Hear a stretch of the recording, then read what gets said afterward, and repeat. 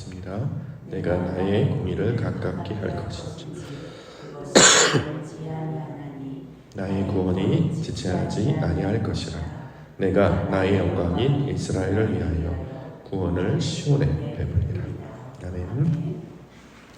이사야 46장 1절부터 13절까지 본문입니다. 나의 공의, 나의 구원, 나의 영광. 나의 공의, 나의 구원, 나의 영광이라는 말씀의 제목입니다. 13절에 나와 있습니다. 13절 말씀을 보시면 내가 나의 공의를 가깝게 할 것인지 그것이 멀지 아니하나니 나의 구원이 지체하지 아니할 것이라. 내가 나의 영광인 이스라엘을 위하여 구원을 시온에 베풀리라. 자, 이렇게 증거하고 있습니다. 하나님께서 이스라엘을 위하여 공의와 구원을 베푸시겠다라고 하는 내용이죠. 그런데 문장의 구성에 특징이 있습니다.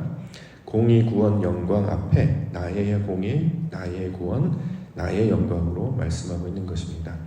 성경에서는 나를 여호와 하나님을 가리킬 때 사용하는 말이고 너는 우리 백성들을 가리키는 말로 우리가 이해했습니다. 따라서 나의 공의, 나의 구원, 나의 영광이라고 말하는 것은 너희가 말하는 너희의 공의, 너희의 구원, 너희의 영광과는 완전히 다른 것임을 대조하면서 우리 가운데 설명하고 있는 것입니다. 그래서 본문에서는 그것을 계속 대조하면서 우리 가운데 보여주고 있는데요. 먼저 나의 공의, 다시 말해 하나님의 공의는 어떠한 것인가? 13절의 말씀에 보면 나의 공의는 가깝게 한 것인즉 멀지 아니하나니. 자, 하나님께서 베푸시는 하나님의 공의는 가까운 것이다 라고 이야기합니다. 왜냐하면 이스라엘에 말하는 이스라엘의 공의는 멀리 떠났기 때문이었다라는 거죠. 12절에 마음이 완악하여 공의에서 멀리 떠난 너희여. 너희, 우리들을 가리키는 말인데 너희는 공의에서 멀리 떠났다. 자, 이렇게 얘기하고 왜 그러느냐? 마음이 완악하기 때문이다. 여기서 이제 완악하다라는 단어는 이제 황소라는 뜻을 가지고 있는 단어를 사용하고 있는데요. 힘이 세다, 고집이 세다, 뭐 이런 것들을 나타낼 때 사용하고 있는 말입니다. 소 모양을 하고 있는 우상신, 특별히 예전에 우리 어렸을 때 기억나는 아피스 만면필, 아피스 볼펜, 이런 이름 기억나요? 그래서 아피스, 황소라는 뜻을 가지고 있는데 신을 가리키고 있는 말입니다. 즉 황소처럼 고집스럽고 하나님의 뜻을 찾지 아니하고 자신의 마음 가운데 머물러 있는 상태. 그래서 사람들이 주장하는 공의는 오히려 하나님의 뜻에 멀리 떨어져 있다. 하나님께서 선지자를 보내셔서 말씀을 가르쳐 주셔서 하나님을 찾고 깨닫고 선을 행하라 그렇게 이야기를 해도 고집스럽게 듣지 아니하고 자기의 길로 나아가는 자들을 황소로 비유하여서 멀리 떠나 있다. 자, 이렇게 이야기하는 것이죠. 그런데 하나님의 공의는 어떻습니까? 가깝다 이렇게 얘기하는 것이죠. 하나님의 공의는 찾는 자에게, 구하는 자에게, 두드리는 자에게 금방금방 찾아와서 가르쳐 주시며 인도해 주실 것이다. 그래서 하나님의 공의, 우리는 자꾸 멀리 떠나려고 하지만 하나님의 공의는 점점 우리에게 다가오고 있는 것이죠. 하늘에서 땅으로 찾아오시고 저 멀리에서 우리 가운데 찾아오시는 분, 하나님의 나라가 우리 가운데 침노하는 방향으로 하나님은 항상 모든 관심이 우리를 향해 있기 때문에 그 하나님의 공의는 우리를 향하고 있다. 자, 이래서 가깝고 멀지 않다 이렇게 설명하고 있는 것입니다. 자, 그 다음에 이제 구원에 관한 얘기하는데 나의 구원은 지체하지 아니할 것이다. 13절에 나오고 있죠. 그러면 지체하지 않을 것이다 라고 말하는 이유는 무엇이냐면 이스라엘 백성들이 생각하는 구원은 자신들의 의를 지키면서 자신의 이름을 내는 것을 상징하고 있습니다. 그래서 오늘 본문에 따르면 1절과 2절에 보면 여러 가지 우상신들을 설명하고 있습니다. 1절과 2절 벨은 엎드러졌고 느보는 구부러졌도다. 그들의 우상들은 짐승과 가축에게 실렸으니 너희가 떠매고 다니던 그것들이 피곤한 짐승의 무거운 짐이 되었도다. 그들은 구부러졌고 그들은 일제히 엎드러졌으므로 그 짐을 구하여 내지 못하고 자기들도 잡혀가느니라. 벨, 우상을 가리키는 말인데 바알이 있었잖아요. 바알 신의 다른 이름을 벨이라고 합니다. 바벨론에서는 이 벨을 마르둑 또는 모르닥 등으로 이제 불렸죠. 느보는 바벨론 신들의 다른 이름을 또 가리키고 있는 말입니다. 네보라고 말하기도 하고 벨의 사신, 사자를 가리키는 말입니다. 이처럼 사람들은 자신들이 생각하는 자신의 욕망을 우상으로 만들어서 그것을 축제를 하는 동안 메고 다니고 싣고 운반했습니다. 자, 자기가 원하는 욕망을 투영해서 만든 것이 우상이잖아요. 근데 그것을 메고 다녔어요. 그런데 실제로 그 우상이 나의 삶에 실제로 도움이 되었느냐? 전혀 그렇지 못했다라는 거죠. 오히려 짐만 되고 피곤한 짐승에 무거운 짐만 되었다. 이렇게 이야기합니다.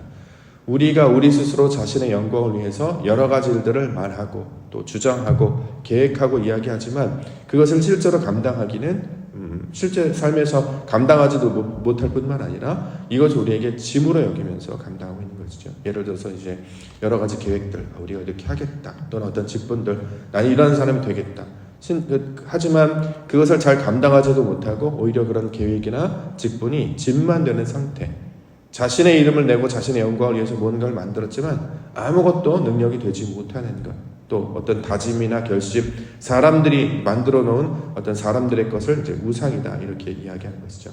너희들은 그것이 구원을 가져올 것이다 라고 이야기하면서 서로 간에 모이고 서로 결의하고 서로 다짐하고 구호를 만들고 축구를 만들고 했으나 그건 아무런 능력이 없는 것이다. 우상과 똑같다 라고 하는 것입니다.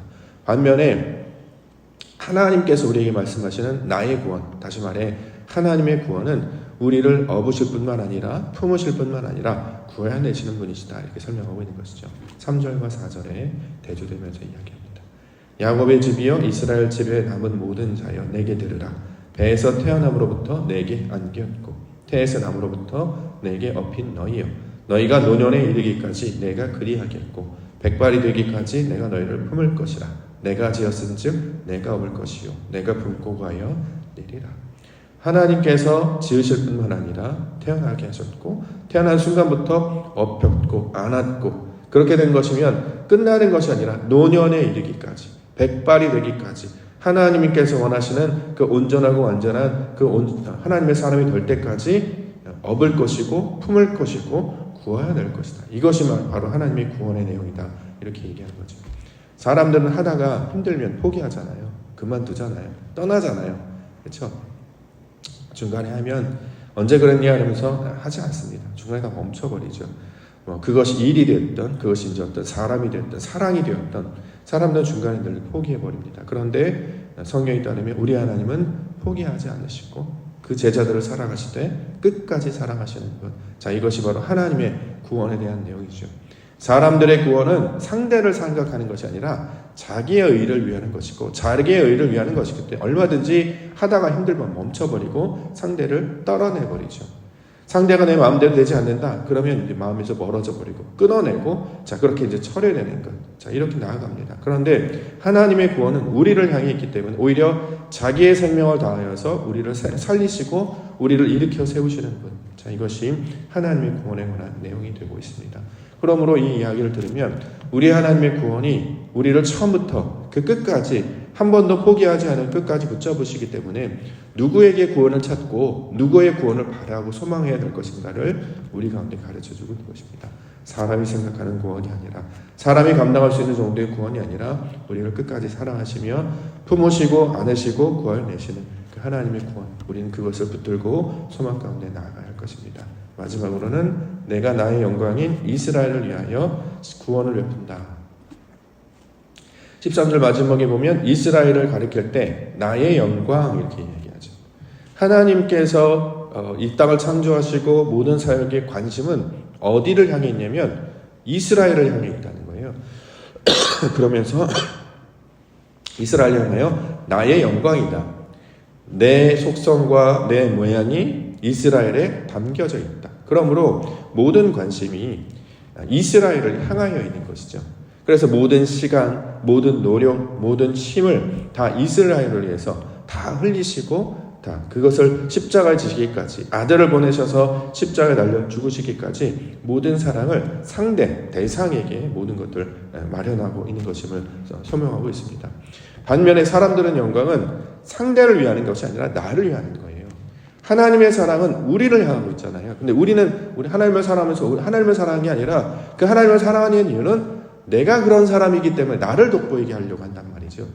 자, 이게 이제 그런 것과 똑같습니다. 부모 사랑하고 좀 비슷하다는 생각이 드는데, 진정한 부모님의 사랑은 자녀를 위하잖아요. 내가 먹고 싶은 거 아껴서 자녀 입에 넣어준단 말이에요. 내가 입고 싶은 거 참고 자녀를 입힌단 말이죠. 이걸 부모 사랑이라고 이야기하죠. 그런데 부모님 중에 그렇게 안 하시는 분들도 계세요. 내가 먹는 게 더 좋아. 내가 입는 게 먼저야. 그리고 자녀들은 어떻게 될지 상관없는 사람들. 자, 그런 걸 보면 하나님의 사랑은 항상 우리를 향해 있음을 가리키고 있고, 어디로부터 기쁨을 얻느냐? 이스라엘이 먹고 이스라엘이 자라고 이스라엘이 기뻐하고 여기에 모든 관심이 달려져 있는 것입니다. 그래서 사람들은 어떻게 하냐면 6절과 7절에 이렇게 얘기합니다. 사람들이 주머니에서 금을 쏟아내며 은을 저울에 달아 도금장이에게 주고 그것으로 신을 만들게 하고 그것에서 엎드려 경배하며 그것을 들어 어깨에 메어다가 그의 처소에 두면 그것이 서 있고 거기에서 능히 움직이지도 못하며 그에게 부르짖어도 능히 응답하지 못하며 고난에서 거하여 내지도 못하느니라. 자, 사람들은 자기를 기쁘게 하고 자기를 만족하게 할 우상을 만들어서 금으로 만들거나 은으로 만들거나 그래서 모양을 만들어서 자기 처소에 둔단 말이죠. 그가 아무런 능력이 없어서 상관없는 거예요. 내가 만족하면 그만이다 라는 것이죠. 그런데 하나님께서는 내가 만족하면 그만인 것이 아니라 그 이스라엘 백성들이 살아나는 것을 통해서 만족을 얻게 됩니다. 그래서 이스라엘이 슬퍼하면 하나님도 슬퍼하시고 우리가 기뻐하면 하나님도 기뻐하시고, 그래서 항상 우리가 어떤 상태에 있는 것인지를 졸지도 주무시지 않고 늘 살피시면서 이렇게도 올까 저렇게도 올까 이렇게 항상 하시면서, 그래서 우리와 늘 함께 하시기를 원하신다는 것이죠. 마치 아이를 집 밖으로 내보내면 가다가 넘어질까, 또 승냥이나 어떤 들짐승일 때 채여가지는 않을까, 상처를 입게 되지는 않을까, 또 찬바람과 거센 팽파 때문에 넘어지지는 않을까 늘 마음을 부여잡고 늘 걱정하시는 그 부모님의 마음처럼 하나님의 마음은 이스라엘을 향해 있는 것이다. 자, 이렇게 이야기하고 있는 것이죠. 11절, 내가 동정에서 사나운 날짐승을 부르며 먼 나라에서 나의 뜻을 이룰 사람을 부를 것이요 내가 말하였은즉 반드시 이룰 것이요 계획하였은즉 반드시 시행하리라. 그래서 하나님께서 이스라엘 백성들을 구하기 위해서 유대에서 하나님의 사람이 없으니까 심지어는 이방인 왕이었던 고레스를 불러서 사용하실 정도로 그만큼 이스라엘을 사랑하고 하나님께서 지켜주시는 분이심을 본문을 통해서 설명하고 있는 것입니다. 그러므로 우리가 붙잡고 나아가야 할 공의, 구원, 영광은 하나님께서 가르쳐 주시는 공의, 구원, 영광이 되어야 된다라는 거죠.